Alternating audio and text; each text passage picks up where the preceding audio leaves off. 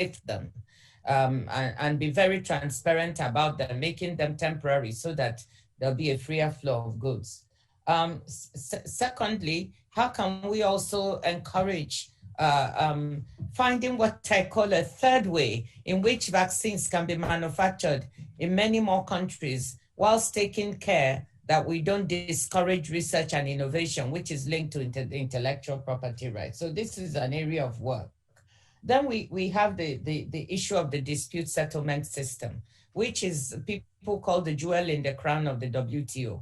There's no point really agreeing on more rules. We're the very and only place in the world where countries can bring trade disputes does not work. It's paralyzed. So it's a priority to really reform that and take account of the inputs of all members to make sure we come up with a dispute settlement system that works for all. There's the need to modernize the rules of the WTO and bring them up to 21st century issues. What do I mean by that? We have to look at the digital economy, which has become so prominent during this pandemic. E-commerce is key and is going to grow in leaps and bounds as we move on.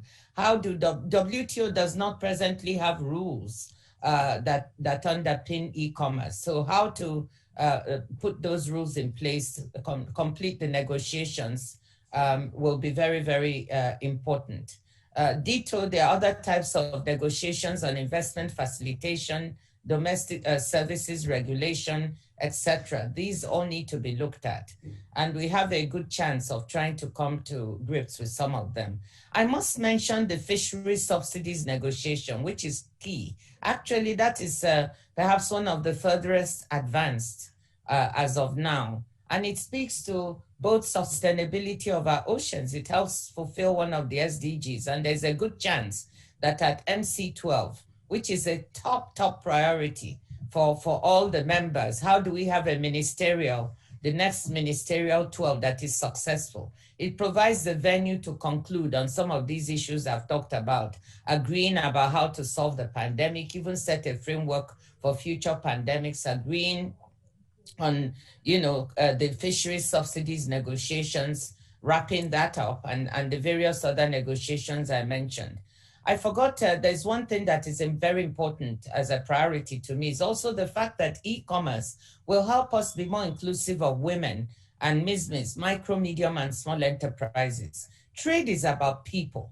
And we have to constantly keep that in front of us. How do we bring those who have been excluded or marginalized, like women, like owners of micro, medium, and small enterprises into the mainstream? This is also important.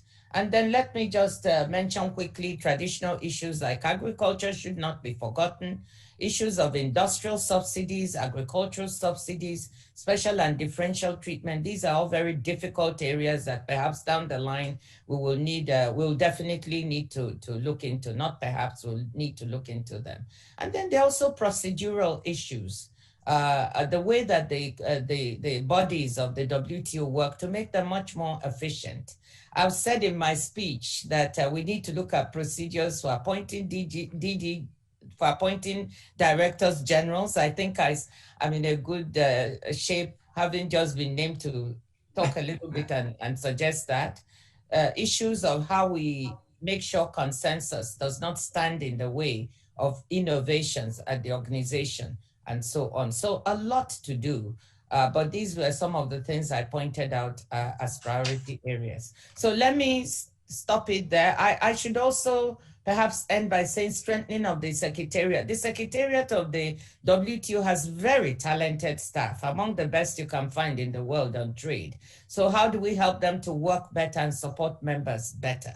These are some of the things that I think we should be looking at. Thank you. Thank you very much, Dr. Ngozi. Let me take a text question. The first question, it comes from Sherwin Bryce Pease from the South African Broadcasting Corporation. And the question is, what additional weight or responsibility do you feel coming into this position as the first woman and first African to ever hold the position of DG? And can you describe what emotions you felt when the US administration of former President Donald Trump sought to block your appointment despite the clear mandate you enjoyed from the majority of members? Well, in two parts. If I take the latter part first, because it happened earlier, I think I was quite surprised when that came at the decision-making meeting, because there had been no indication previously that there was any problem with the US. I'd had two very good interviews with the authorities in the administration, but so it was a surprise. But you know, that's the way life works. And when things happen, you take them in your stride and you move on.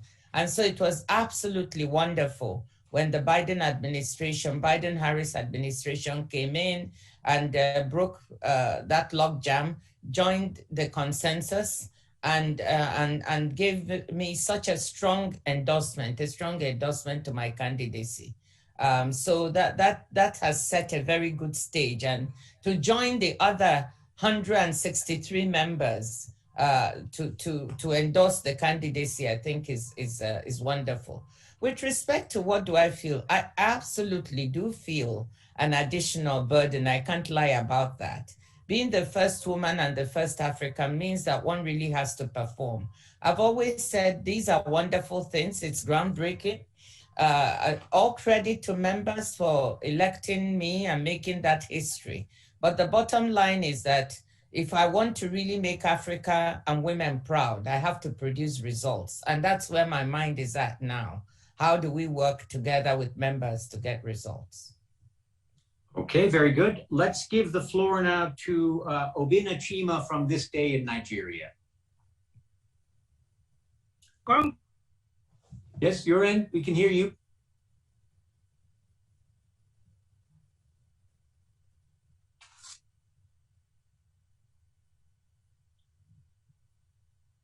Is she there? No?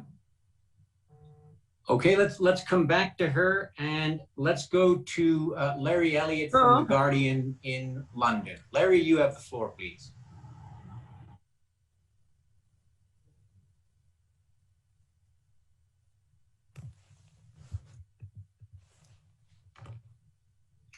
Is Larry there? Do you have to turn your mic on, Larry? I have done, I think. Oh, well, there you go. We hear you. We got you. Okay. Go ahead. Okay. Congratulations, Madam Ngozi, on your new post. You've got quite a big agenda there. Just two quick questions, if I can. One, how do you propose to set about breaking the logjam in the dispute settlements mechanism, RAL? That is key to getting the WTO up and running again. Secondly, 20 years ago this year, the WTO started a development round of trade negotiations, which was never really completed. What, if anything, can you do to revive that and to give to developing countries the sense that the WTO is something that delivers for them?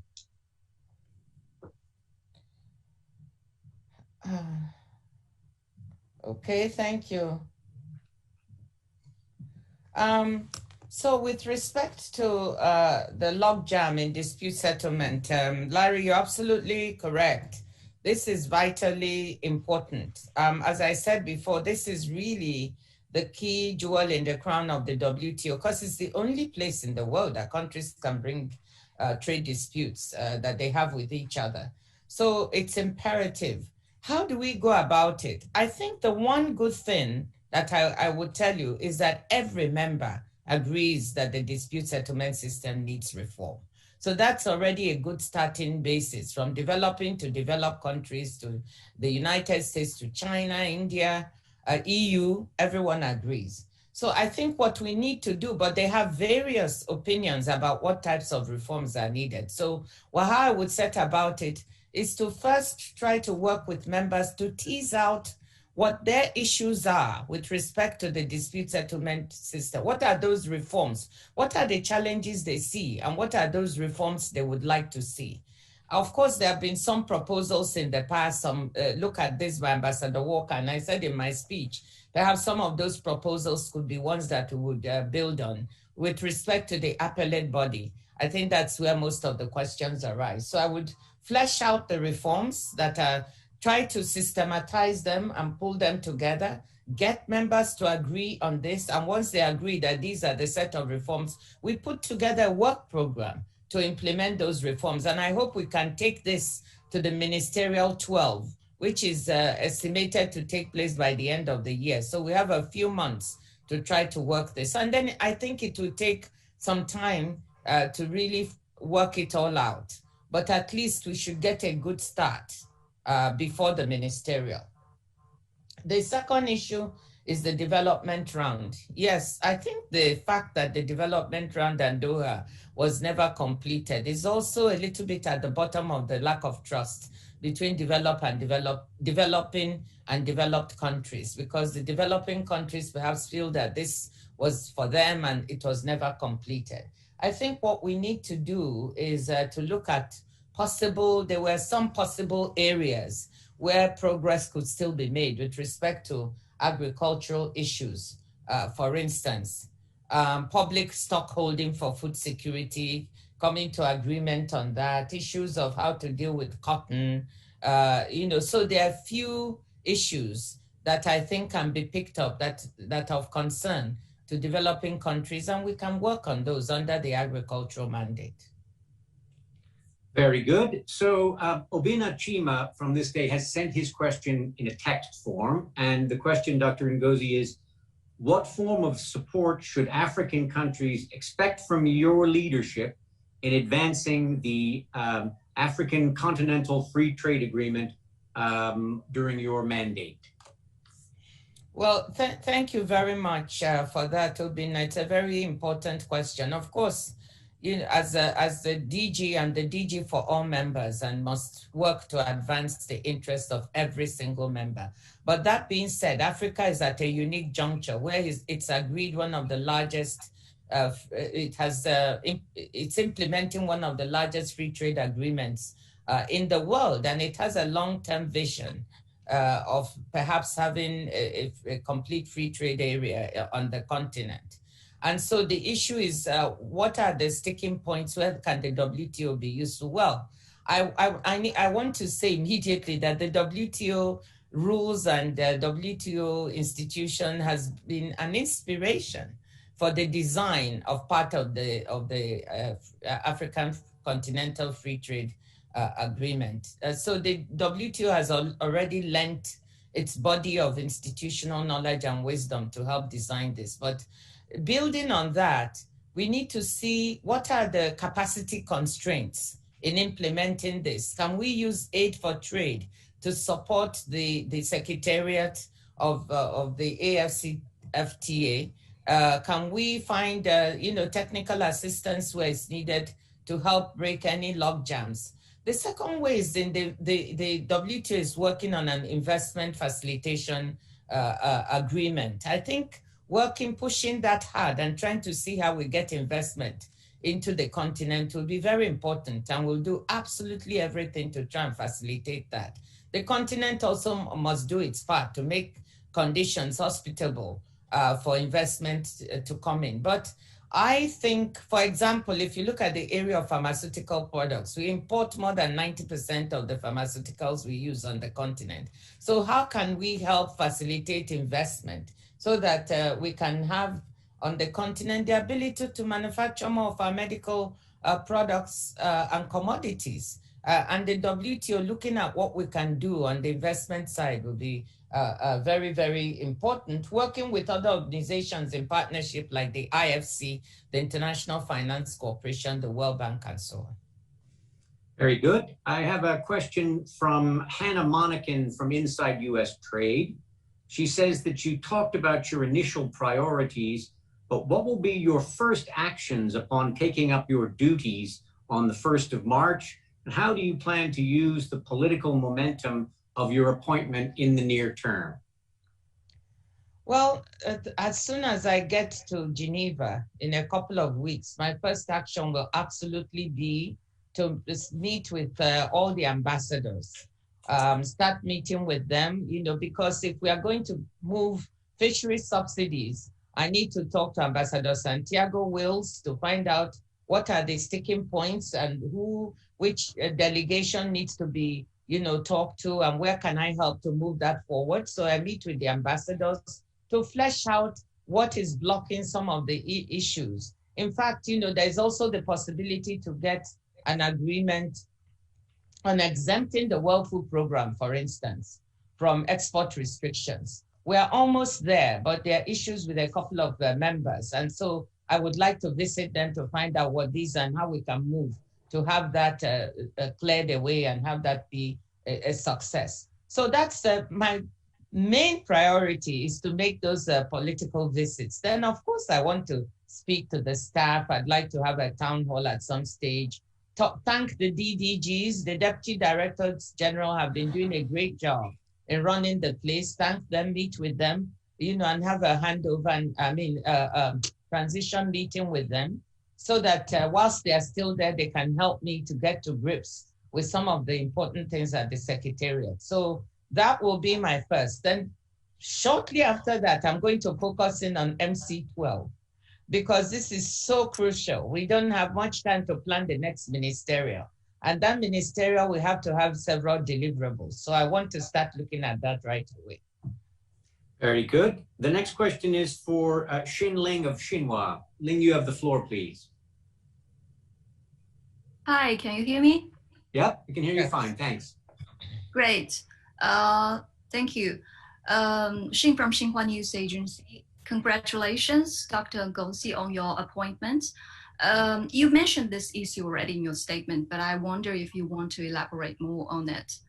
The COVID-19 is a stress test to many governments, but it can also be an opportunity for the WTO to prove its relevance to the 21st century realities. Dr. Ngozi, you were the chair of board of Gavi. I wonder if you have any concrete plan on how the WTO will contribute to the fighting against the pandemic in a more proactive way, especially against the so-called vaccine nationalism, to ensure the free flow of vaccines across countries and their equitable distribution. Thank you. Thank you so much for that. Very important question. Yes, absolutely. A top priority. I actually think that the COVID-19 is an opportunity for the WTO to have a success and show what it can do, both in the short term and the long term. In the short term, I want to look with staff at the monitoring function to see how many countries still have export restrictions and prohibitions that impact on medical commodities. Look at those and see how the rules, we have rules at the WTO that say, look, if you want to have these restrictions, you have to notify, you have to be transparent, and you have to declare the period when you phase them out, because they can only be temporary. So this will be a top priority to see how we can encourage the lifting of those by looking at what the monitoring function is showing us, and then encouraging countries to do that. That will mean a freer flow of those commodities. Secondly, with respect to vaccines, I've said that vaccine nationalism does not pay. I know that, I've been in politics in my country, I've been a minister. So when this kind of thing happens, it's very natural for leaders and politicians to want to take care of their own population. There's nothing wrong with that.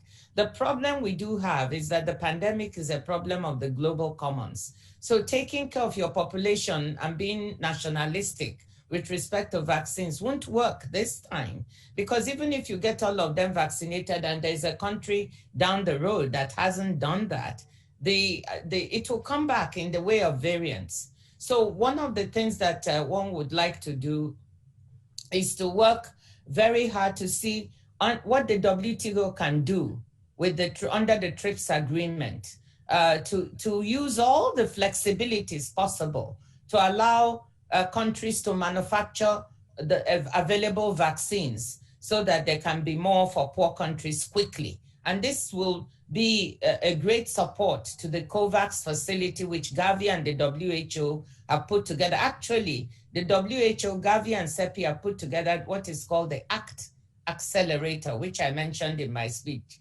designed to speed up availability of all these things to poor countries. So how can WTO support that? By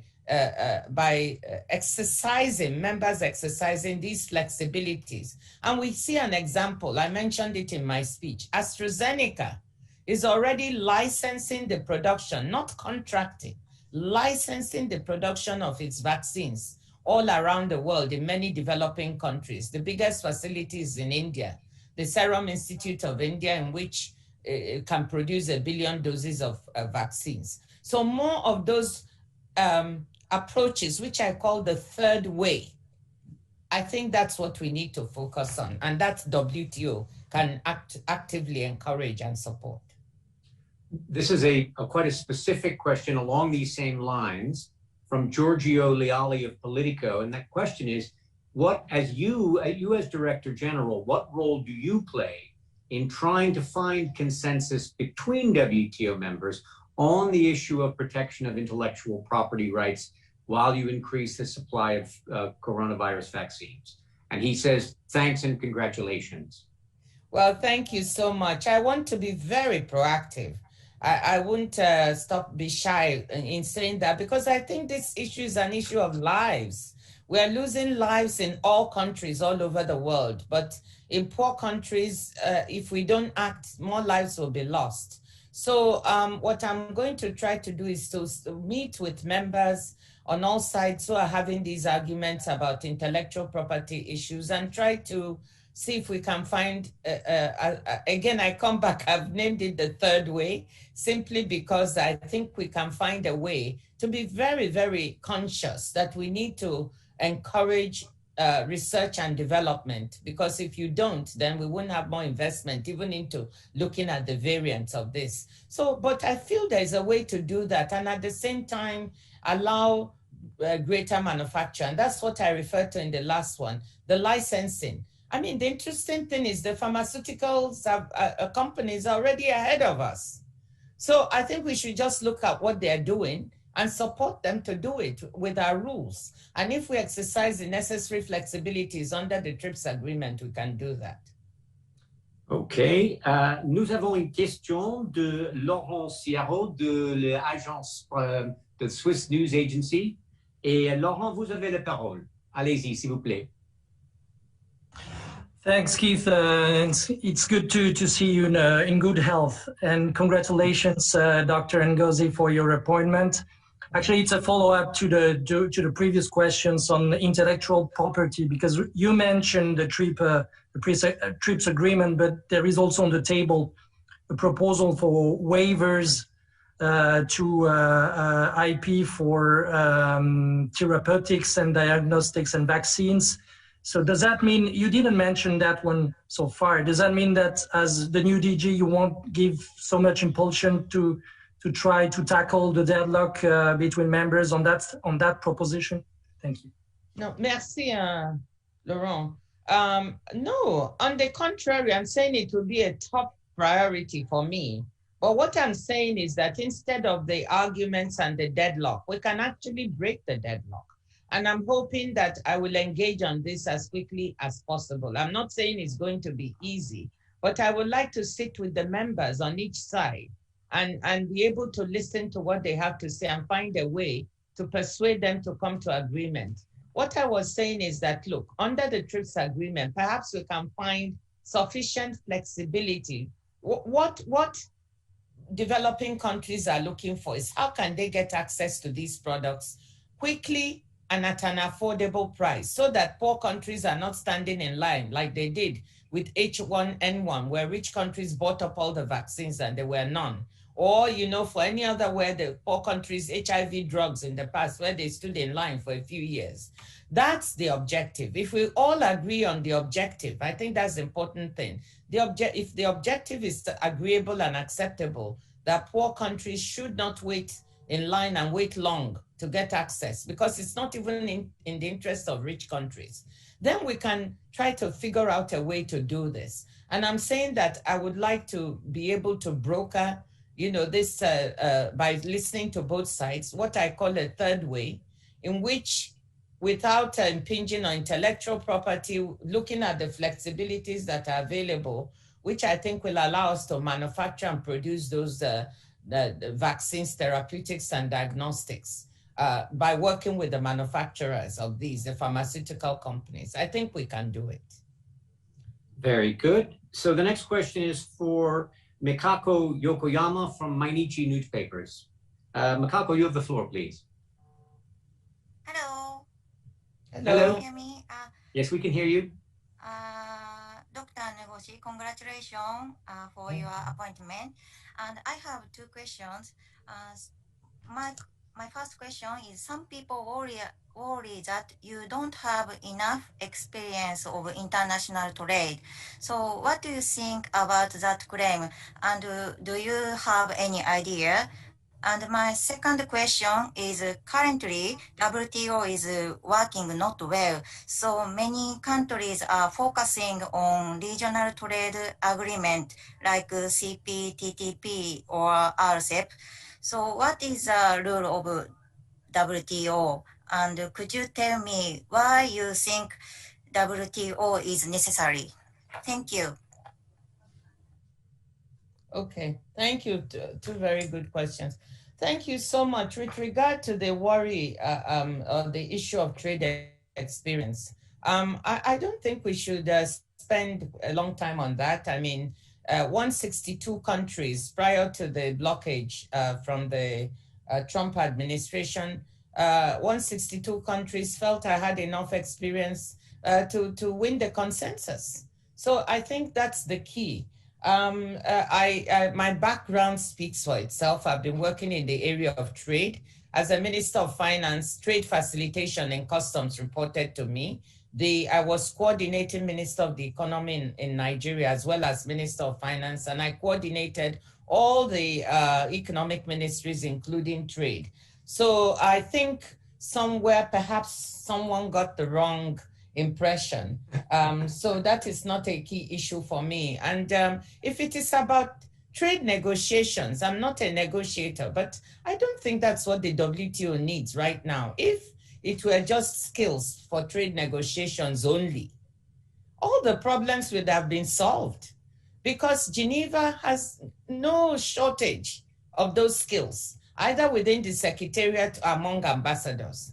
They've been there and the problems have not been solved. So I think those who are saying this need to look at what is the situation, what's the problem, and what does it need? What it needs is someone who has the capability to drive reforms, who knows trade, and who does not want to see business as usual. And that is me.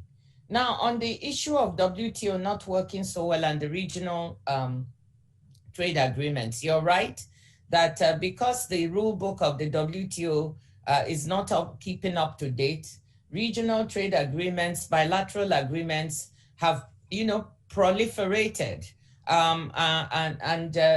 Actually, some of them have more innovations than we have at the WTO. But there's one important thing.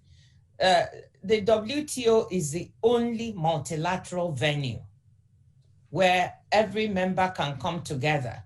And it is far more cost effective. Economies are there, economies of scale in having multilateral agreements than bilateral and regional. So I'm not saying those are not important, they are, but I think the WTO the monitoring function is very important, so it can monitor not just a group of countries but all countries. Multilateral negotiations are very important, as you've seen for yourself, just that the WTO has not been able to have any, and we are going to have the fisheries subsidies as one that will hopefully come in. And the WTO has the only place where countries, members can bring their trade disputes. So it's the only place in the world, and that is a very important function. That's why we need to reform the dispute settlement mechanism. So all in all, the WTO has been of utmost benefit to its members, including the big and rich countries over time, because it has ensured fair, transparent rules of the game and a level playing field for the multilateral trading system. That is still needed today. And that's why the WTO is extremely important to underpin that fair, balanced, transparent trading system. Okay, very good. Let's take a written question. This one is from Anna Swanson from the New York Times. And picking up on the question you've just answered, what do you see as the path forward for reforming the appellate body? Thank you. I think that the reform of the appellate body is not going to be an easy one. But there have been specific criticisms of the appellate body. It looks to me like the work done by Ambassador Walkers and all show that the majority of members would like to see a two-step dispute settlement mechanism, including the appellate body. But we need to talk to all members to make sure this is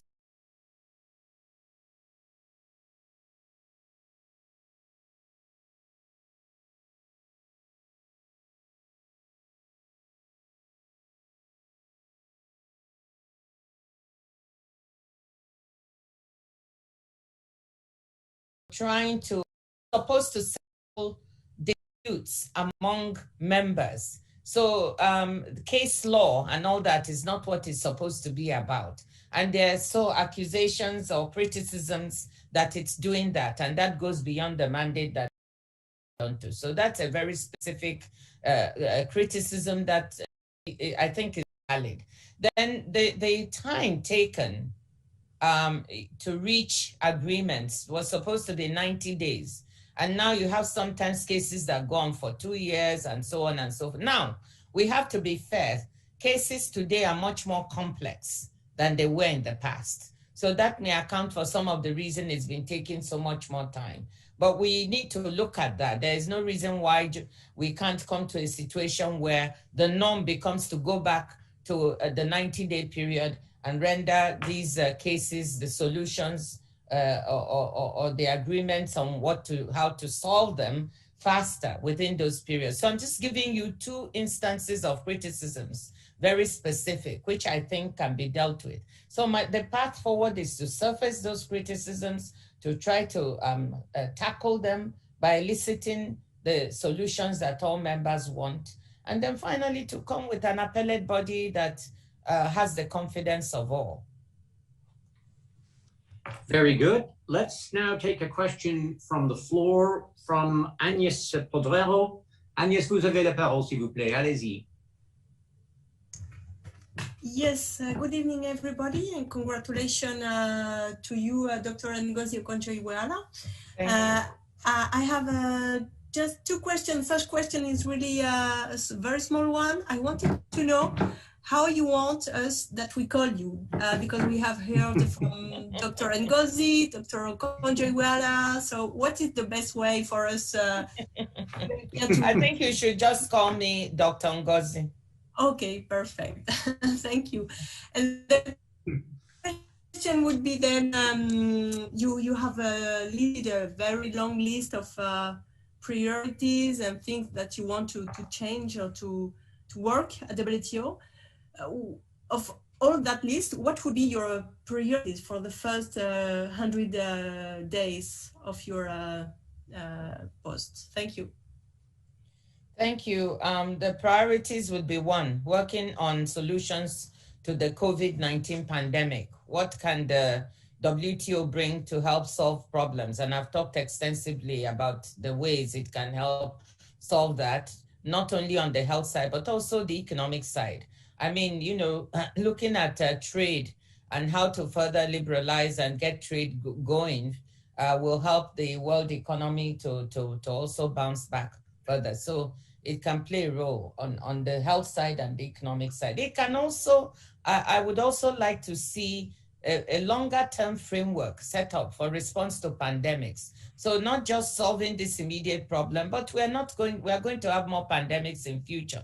And I think the WTO should get with other international organizations like the WHO, Gavi, CEPI, even the World Bank, IMF, and all those multilaterals to try to set the rules so that next time we don't spend time trying to figure out how to respond. It will just trigger a set of actions.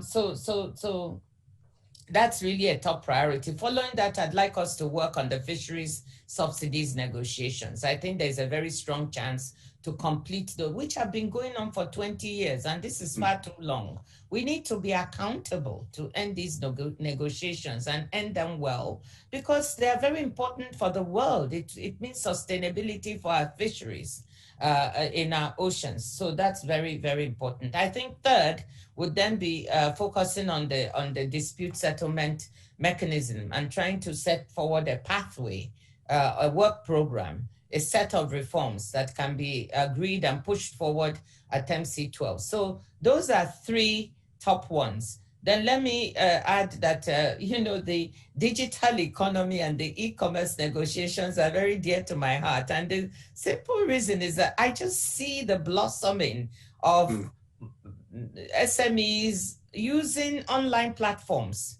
to trade and to improve their lives. And so I want us to see if we can make progress in that area. Very good. The next question is for Christian Ulrich from DPA. Christian, you have the floor, please. Thank you very much. Congratulations, Dr. Ngozi, and nice to see you, Keith. Thank you. I had a very similar question, but I wonder whether you can take it one step further. What are the low-hanging fruit on your 100 days agenda? Do you think we will be able to tick off one of the items on your very vast list of things that need to be done? I think so. In the next 100 days, sorry. Thank you. Yes, no, I think the low-hanging fruit is one, preparing a very successful MC12 that will come out with outcomes. And within that, completing the fisheries subsidies. Low-hanging fruit may be a bit,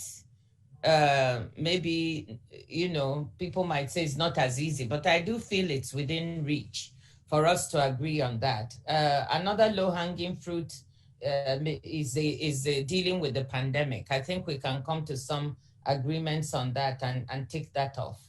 The third one is agreeing the work program for solving the dispute settlement mechanism. I'm not saying solving it, just agreeing the work program. I think we can get to MC12 with a work program that will work. And then there are a few other things like, can we get to agreement on exempting the World Food Program, for instance, from export restrictions so that humanitarian endeavors of the WFP are not hampered? I think we can also push for that. So let me just stop there. I think those are 4 areas where I think we can get results.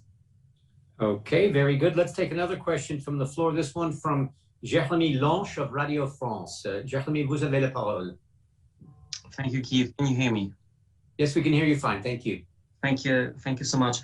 Dr. Ngozi, at the beginning of your statement, you were saying that it cannot be business as usual anymore. And I was wondering, do you think it can be business as usual regarding the environment as well? One of the critics that is made towards the WTO is its lack of commitment for fighting climate change. So I was wondering, how will you make sure that the recovery will be more sustainable after the pandemic? Yes, I think that's a really important question. And I think, we need to get back to some of the areas, the reviving negotiations on trade in environmental goods and services. And trying to work with poor countries in particular on the transition so that any money spent, will be used, as you said, to build back better. And that involves aid in, how do we green any assistance to countries so that it's spent in a way that greens the country and greens the economy? I think that is one area we can quickly take a look at. And then, I think issues of the logistics of trade, I come back to that. How can we encourage low carbon emissions transportation of goods and services? We need to take a look at that. But also the issue of high carbon emitting goods themselves. How do we look at the issue of carbon taxes? For instance, I've argued in the past that for many countries, this is also a source of revenue. So it shouldn't just be seen. I think you can make it more attractive to finance ministers by saying, look, this will kill 2 birds with 1 stone, particularly in developing countries. It will help you discipline high carbon emissions, but also bring in revenues into the exchequer, into the purse, if you will. So there are several actions that we need to look at that could be quite beneficial, that I believe are good. And don't forget that the fisheries subsidies is also about sustainability and the environment. So if we deliver that, that's another thing that adds to the whole environmental area. But on climate change, I'm very keen. I just want to state that as we do this, we must make sure we don't come up with disciplines that make developing countries feel that barriers are being put against trade of their products. And I believe we can handle this in a way that doesn't do that. Okay, very good. I'd like to call now on John Zarakostas. John works for a number of different outlets, including The Lancet and France 24. John, you have the floor, please. Yes. Good evening, Dr. Ngozi. I would like you to elaborate a little bit.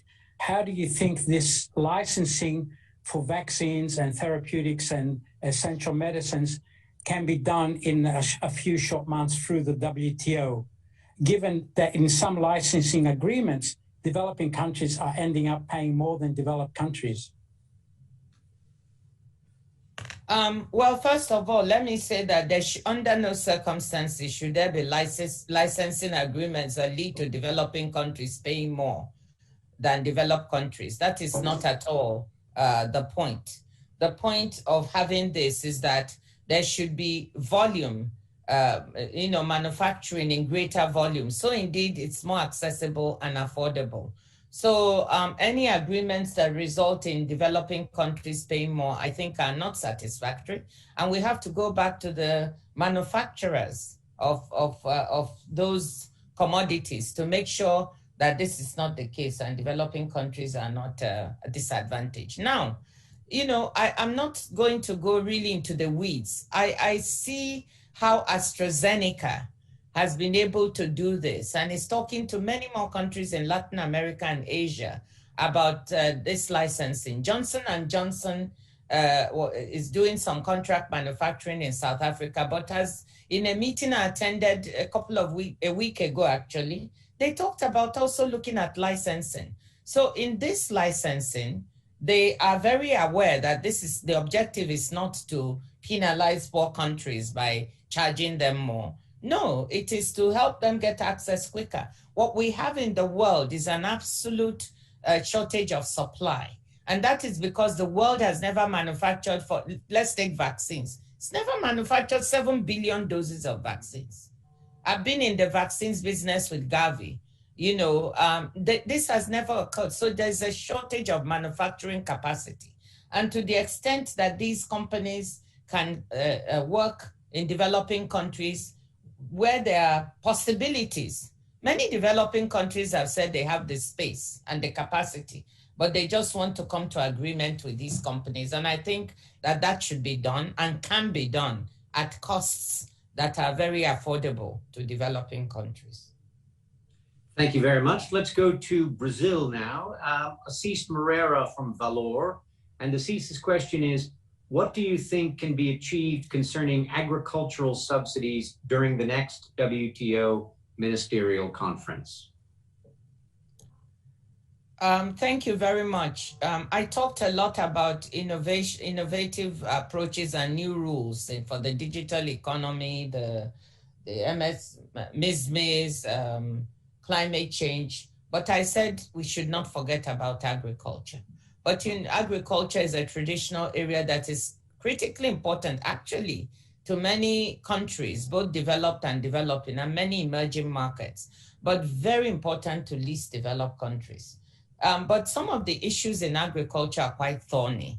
They are not easy. You mentioned, for instance, I think the issue of domestic support and the mounting subsidies that are accruing under domestic support, that needs to be looked at. I think those are quite difficult issues that I'm not sure the ministerial would be the place. I'm looking at the ministerial, if we can start thinking one of some things that could be a win, like the export restriction, lifting that on food, because this is very important to many countries, especially small island economies and others, and there have been restrictions on food, lifting the humanitarian restrictions for the WFP. These are small areas in agriculture where we might get agreement at the MC12. But then we could look at a work program on some of the other issues.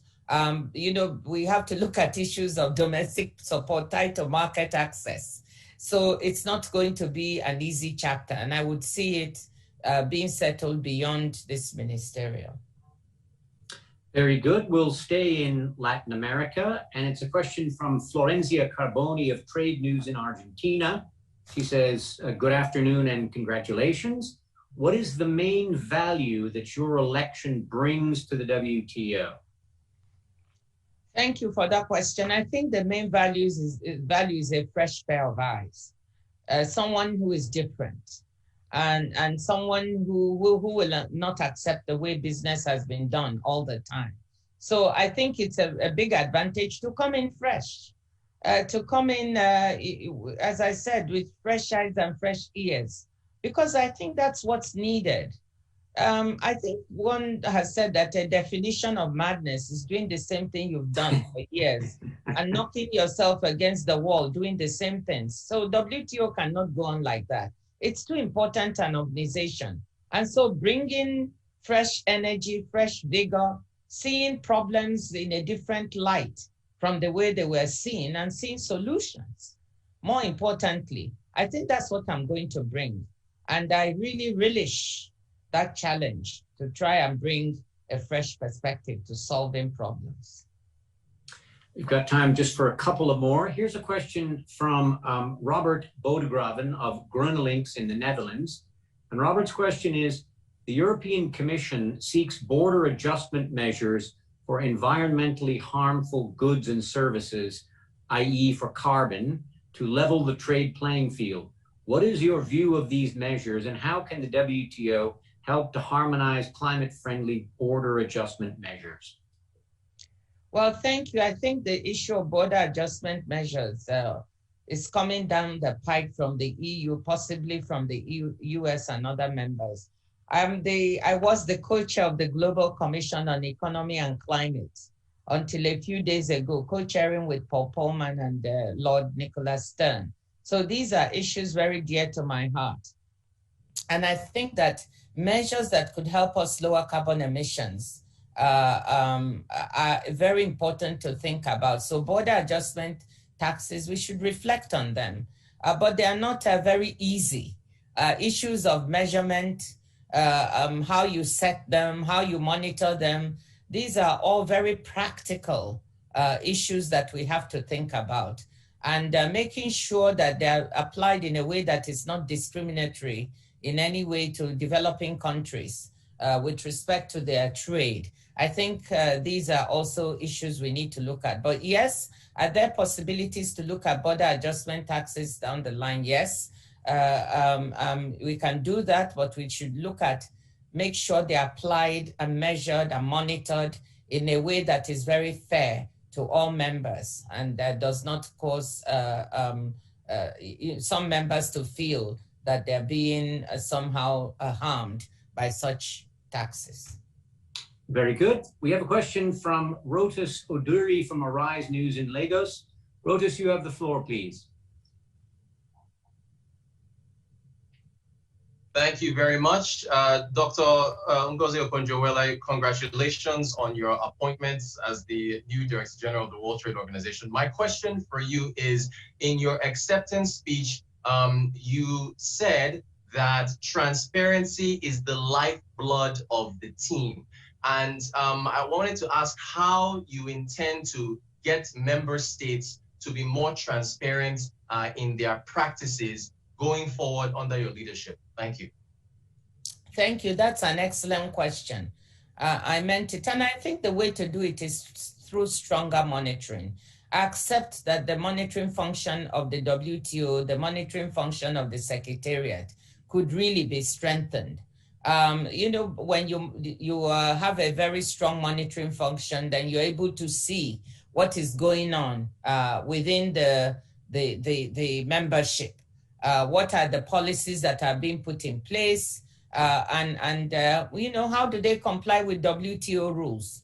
And then also using technology. I hope we can continue. The WTO has been using technology to try and get members to put all their new trade rules and regulations and whatever they're doing, like all these export prohibitions and restrictions, using the technology. Now, some of the members don't have the capacity. Some least developed countries have said to me that they lack the capacity, and that's there we need to give them the help and support needed. But there are some members who have the capacity but are not doing it. They're not using these tools, and they're not putting out what they're doing as transparently. There we have to speak with them to actually find out what is the issue and how can the Secretariat be helpful in trying to get them to do this. So that monitoring function is exceptionally important for that. Dr. Ngozi, thank you very much for your time. Ladies and gentlemen, I thank you once again for your patience in hanging in there with us. Thank you for attending, and I wish all of you a very nice evening. Thank you very much. Thank you very much, everybody. And Keith, thank you so much to you and your team for doing this. Thanks all. Bye. It's a pleasure. Bye-bye, everybody. Thanks.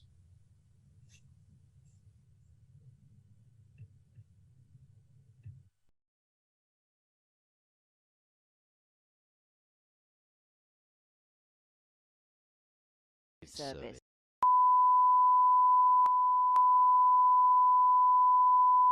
This is the primary audio circuit for the Reuters